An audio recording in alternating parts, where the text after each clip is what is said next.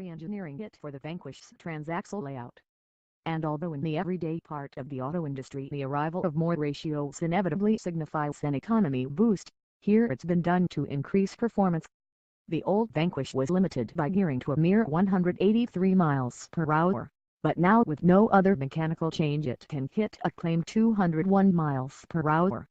Yes, in this part of the market, these things matter.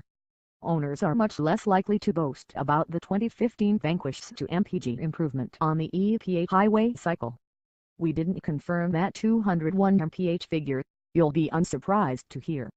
On the test track, however, the Vanquish proved that, while it's among the slower cars in its rarefied segment, it's definitely no slouch, recording a 3.6-second 0 to 60 mph time and an 8.3-second sprint to 100 miles per hour.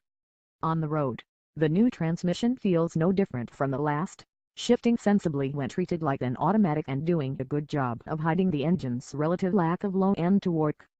Take control of gear selection via the two metal paddles behind the steering wheel and there's enough hesitation to confirm you're still dealing with a torque converter and planetary gear sets rather than dual clutches that engage instantly. But you get used to it quickly. The 5.9-liter V12 engine is unchanged from before, so there's no need to say anything about it. We're kidding. It would have been easy to turn this entire story into an overwrought teenage love poem dedicated to the engine's sonorous charms. Because while the V12 might not be able to match more modern rivals on raw power, you will search the world in vain for a more charismatic power plant.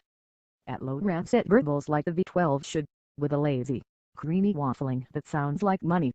But as soon as you hit revs, the noise hardens.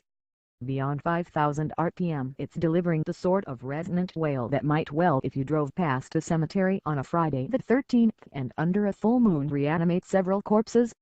But it's not just the howling soundtrack that makes the engine special. It's also the way it responds. The long travel accelerator delivers without digital delay. There's no feeling of instructions being processed or turbines gathering momentum. It's as if there's an actual cable twisting some actual throttle butterflies. And with no turbos to get in the way, it's almost perfectly proportional and linear, giving the sense that you can call on the horsepower pretty much one by one, and offers responses quick enough to get you looking up metaphors for sharpness. We think that Truth is probably the best